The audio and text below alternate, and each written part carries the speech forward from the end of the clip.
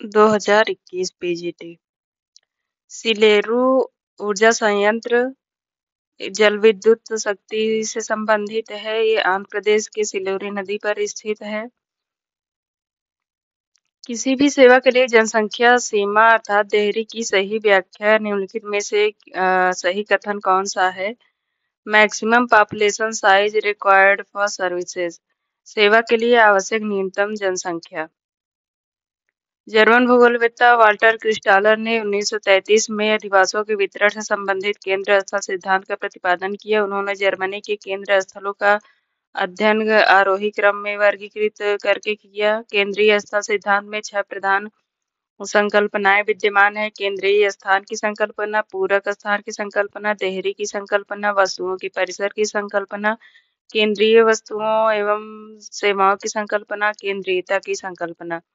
देहरी की संकल्पना किसी दुकान या फर्म द्वारा किसी वस्तु को उपलब्ध कराने के लिए यह आवश्यक है कि उस वस्तु के उपभोक्ताओं की संख्या इतनी हो कि सेवा प्रदाता के लिए यह लाभदायक कार्य बना रहे। उपभोक्ताओं की यह न्यूनतम आवश्यक संख्या ही वस्तुओं एवं सेवाओं की देहरी होती है। किसी भी सेवा के लिए जनसंख्या सीमा अर्थात देहरी अर्थात बाउंड्री सेवा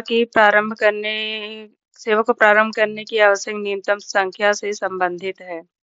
केंद्र स्थल शब्द का शब्दावली सर्वप्रथम 1931 में मार्क जेफरसन ने दिया था। रिफ्ट घाटी संबंधित है फॉल्टिंग से। रिफ्ट घाटी का परिणाम फॉल्टिंग से संबंधित है। किसी स्थान पर जब दो समान भ्रंश कई किलोमीटर की लंबाई में इस तरह से पड़े मिलते हैं कि उनके बीच का भाग नीचे धंसा हुआ होता है, जो कि एक बेसिन घाटी का निर्माण करते हैं, तो इसे रिफ्ट घाटी या ग्राबन कहते हैं। विश्व की सबसे लंबी रिफ्ट घाटी जॉर्डन नदी की घाटी है, जो लाल सागर के बेसिन में होती है, होते हुए जाम्बेजी नदी तक 4,800 किलोमीटर की लंबाई में विस्तृत है। कैलिफोर्निया की डीथ वैली व एशिया का मृत सागर रिफ्ट घाटी के प्रमुख उदाहरण हैं। कुजबास एक कोयला क्षेत्र है जो कुजनेत्स बेसिन कोयला क्षेत्र में स्थित है। यह सोवियत रूस संघ का दूसरा सबसे बड़ा कोयला उत्पादक क्षेत्र है। यहाँ बिटुमिनस कोयला मिलता है। सोवियत संघ के कोयला उत्पादक क्षेत्र डोनबास जो यूक्रेन में है, कुजबास, यूराल, मॉस्को, कारागांडा ये कजाकिस्तान में है। निम्नलिखित में से कौन सा सीमेंट कारखाना सुमेलित नहीं है? महाराष्ट्र में चंदरपुर है, सही है। छत्तीसगढ़ में मोदीग्राम, झारखंड में बंजारी झारखंड में नहीं बल्कि बिहार में है, और मध्य प्रदेश में विक्रमनगर। झारखंड में है चायबासा या झीक पानी। प्लेट शब्द का सर्वप्रथम प्रयोग टूजो विल्सन द्वारा किया गया था। 1967 में मैकेंजी पार्कर मॉर्गन ने स्वतंत्र रूप से विचारों को समन्वित करके प्लेट टेक्टोनिक सिद्धांत दिया, और हैरी हेस ने 1960 में सागर नितल प्रसरण या सागर अधःस्थलीय विस्तार की संकल्पना दी। शीतोष्ण चक्रवात निम्न अक्षांशों के मध्य पाए जाते हैं, 35 से 65 उत्तरी व दक्षिणी अक्षांश में।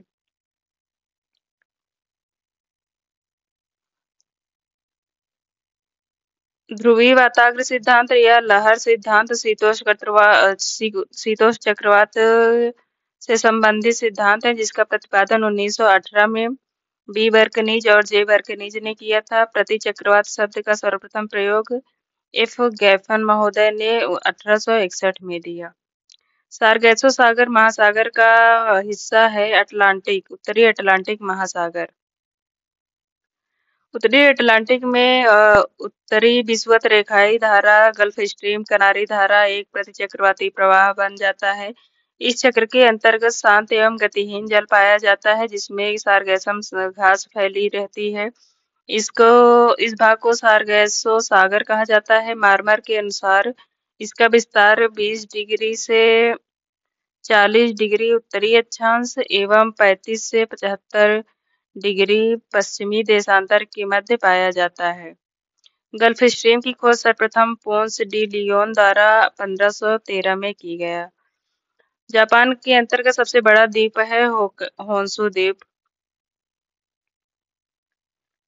जापान के सबसे बड़े द्वीप क्रमशः हैं होन्शु, होक्काइडो, क्यूशू, शिकोकू। उत्तर से दक्षिण है Hokkaido, Honshu, Shikoku, Kyushu. Honshu द्वीप जापान का सबसे बड़ा द्वीप है। इसी द्वीप पर जापान की सबसे बड़ा मैदान कांटो स्थित है।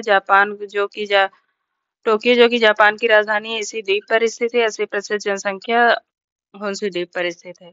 ओजोन परत समताप मंडल में पाई जाती है। 15 से 35 किलोमीटर के मध्य इसकी सघनता सर्वाधिक है और सर्वाधिक सांद्रता 22 किलोमीटर की ऊंचाई पर स्थित है। वायुमंडल के स्तरीकरण में प्रमुख योगदान आरजी बेरी एवं आरजे सोरले एवं एएन स्ट्रॉलर ने दिया। निम्नलिखित में से कौन सा एक कथन सत्य है? वेनेजुएला प्रशांत महासागर की ठंडी जलधारा है। प्रशांत नहीं बल्कि ये अटलांटिक महासागर की है। कर्क एवं मकर रेखाओं के मध्य अधिकतम सागरीय लवणता पाई जाती है, ये सही है। सूर्य, चंद्रमा और पृथ्वी एक सीध में होते हैं तो लघु ज्वार आता है, ये गलत है। उच्च ज्वार आता है इस समय। उच्च सागरीय ज्वार 12 घंटे 20 मिनट के अंतराल पर आता है, ये भी गलत है। उच्च सागरीय ज्वार 24 घंटे 56 मिनट की अंतराल पर आता है। संयुक्त राज्य अमेरिका में टॉर्नेडो को ट्विस्टर कहते हैं। टॉर्नेडो आकार की दृष्टि से भी वायुमंडलीय तूफानों में सबसे छोटा परंतु प्रभाव की दृष्टि से सर्वाधिक प्रलयकारी होते हैं। टॉर्नेडो मुख्यतः यूएसए एवं ऑस्ट्रेलिया में उत्पन्न होते हैं। इनका आकार कीपाकार या छलनी के समान होता है, जिनका निचला पतला भाग धरातलीय सतह से संबद्ध होता है तथा ऊपरी चौड़ा भाग वर्षा कपासी बादल अर्थात निम्बोक्यूमुलस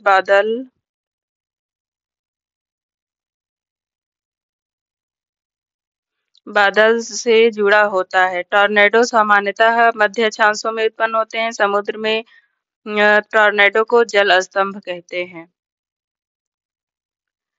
डिमांजिया फ्रांस से संबंधित है। रेड जेल जर्मनी, मैकेंडर ब्रिटेन, ईसाबोमेन यूएसए।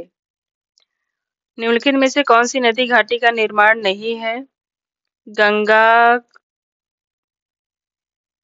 कौन सी नदी डेल्टा का निर्माण नहीं करती? नर्मदा। नर्मदा और तापी डेल्टा का निर्माण नहीं करते हैं। नर्मदा एक ज्वारीय नदी है जो डेल्टा का निर्माण नहीं करती, जबकि कावेरी बंगाल की खाड़ी में डेल्टा का निर्माण करती है। नर्मदा नदी अमरकंटक पठार से पश्चिमी पार्श्व से लगभग 1057 किलोमीटर की ऊंचाई से निकलकर दक्षिण में सतपुड़ा और उत्तर में विंध्याचल श्रेणी के मध्य एक भ्रंश घाटी में बहती हुई संगमरमर की चट्टानों में महाखंड और जबलपुर के निकट धुआंधार जलप्रपात का निर्माण करती है। यह लगभग 1312 किलोमीटर की की दूरी तक बहने के बाद भड़ौज के दक्षिण में अरब सागर में मिलती है। 27 किलोमीटर लंबा ज्वारनद मुख बनाती है। कॉस्मॉस हम्बोल्ट की रचना है। कॉस्मॉस हम्बोल्ट की रचना है। अर्धकुंडे रेडजेल एंथ्रोपोज्योग्राफी अर्धकुंडे रिटर की है। एंथ्रोपोज्योग्राफी रेडजेल की और सिविलाइजेशन एंड क्लाइमेट हंटिंगटन। निम्नलिखित में से किस राज्य की सबसे लंबी तटरेखा है? ये गुजरात की है। भारत की तटरेखा है 75 16.6 किलोमीटर लंबा। इसकी तट से रेखा वाले राज्य हैं 9 राज्य और 4 केंद्र शासित प्रदेश संबंधित हैं। इनकी लंबाई है। अंडमान निकोबार की लंबाई सबसे अधिक है 1962 किलोमीटर। गुजरात की 1215 किलोमीटर, आंध्र प्रदेश 974, उसके बाद तमिलनाडु, महाराष्ट्र, केरल, उड़ीसा, कर्नाटक और पश्चिम बंगाल है। भारत का अंतर्राष्ट्रीय व्यापार की दृष्टि से सबसे महत्वपूर्ण बंदरगाह कांडला बंदरगाह है।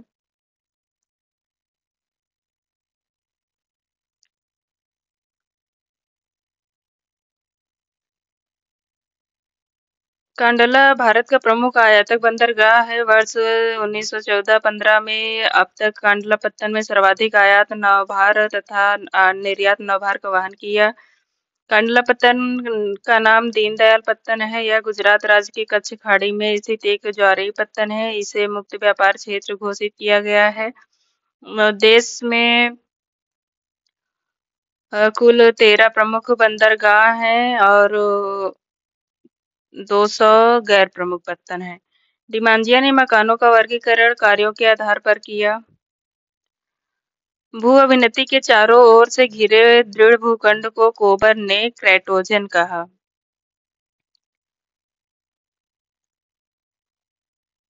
कोबर के अनुसार आज पर्वत जहाँ है वहाँ भूसन्नतियां थी। कोबर ने भूसन्नतियों को पर्वत का निर्माण स्थल बताया। जब मलबा वलित होकर पर्वत का रूप धारण कर लेता है, भूसन्नतियों के दोनों किनारों पर जो पर्वत का निर्माण होता है उसे रेंटोकेटन कहा रेंटकेटन कहा तथा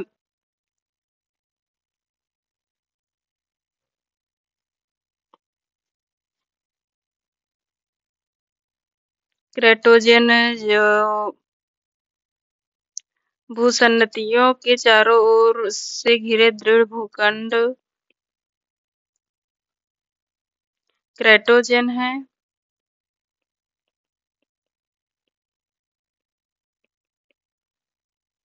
तथा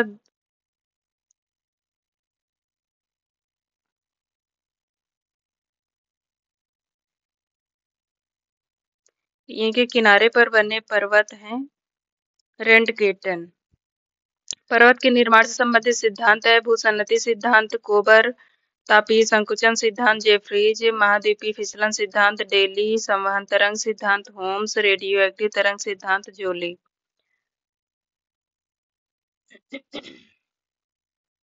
निम्नलिखित में से कौन सा एक सुमेलित नहीं है? साक्षरता दर और केंद्र शासित प्रदेश। लक्षद्वीप, दमन दीव। जनगणना 2011 के अनुसार कुल साक्षरता दर 73% है, जिसमें 80.9% पुरुष साक्षरता तथा 64.6% महिला साक्षरता है। शीर्ष केंद्र शासित प्रदेश वाले भाग हैं लक्षद्वीप 91.8%, दमन दीव 87.1, अंडमान निकोबार 86.6, दिल्ली 86.2, चंडीगढ़ 86%, पुदुचेरी 85.8%। अर्थात सबसे कम साक्षरता वाले यूटी है पुदुचेरी तथा सर्वाधिक साक्षरता लक्षद्वीप में है 91.8%। जैव विविधता हॉटस्पॉट शब्दावली का सर्वप्रथम प्रयोग नॉर्मन मायर द्वारा किया गया था। जैव विविधता हॉटस्पॉट शब्दावली का सर्वप्रथम प्रयोग नॉर्मन मायर ने किया था। बायोडायवर्सिटी शब्द का प्रयोग सर्वप्रथम W.G. रोजेन द्वारा किया गया। किसी पारिस्थितिक तंत्र में विद्यमान सजीव प्राणियों की विविधता को ही जैव विविधता के रूप में परिभाषित किया जाता है। निम्नलिखित में से कौन सा एक कथन असत्य है?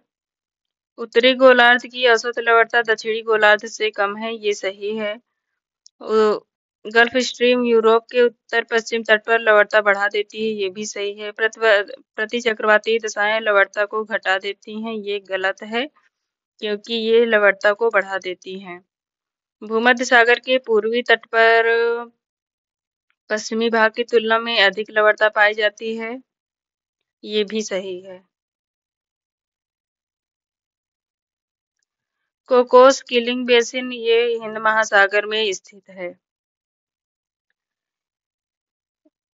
कोकोस किलिंग बेसिन जिसे भारत ऑस्ट्रेलिया द्रोणी के नाम से भी जाना जाता है, हिंद महासागर में स्थित है। यह मध्यवर्ती कटक के रूप में विस्तृत श्रेणी है जो उत्तरी 10 डिग्री उत्तर से 50 डिग्री दक्षिण अक्षांश तक विस्तृत है। इसकी गहराई 3600 से 5486 मीटर के बीच स्थित है। इस द्रोणी में ओमान द्रोणी, अरेबियन द्रोणी, सोमाली द्रोणी एवं मॉरिशस द्रोणी हिंद महासागर में विस्तृत है।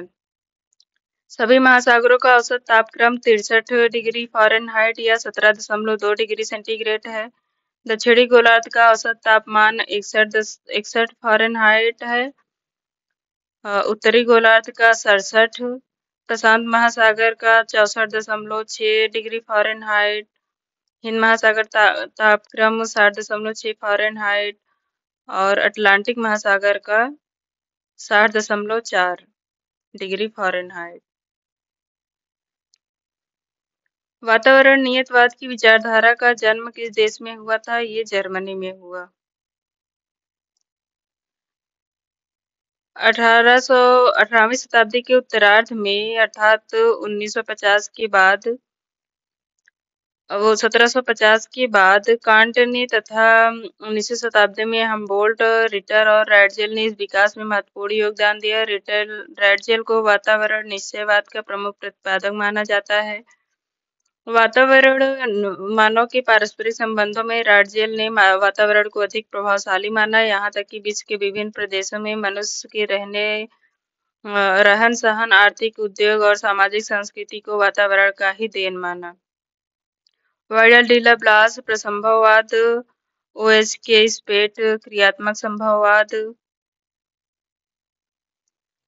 जॉर्ज टैंथम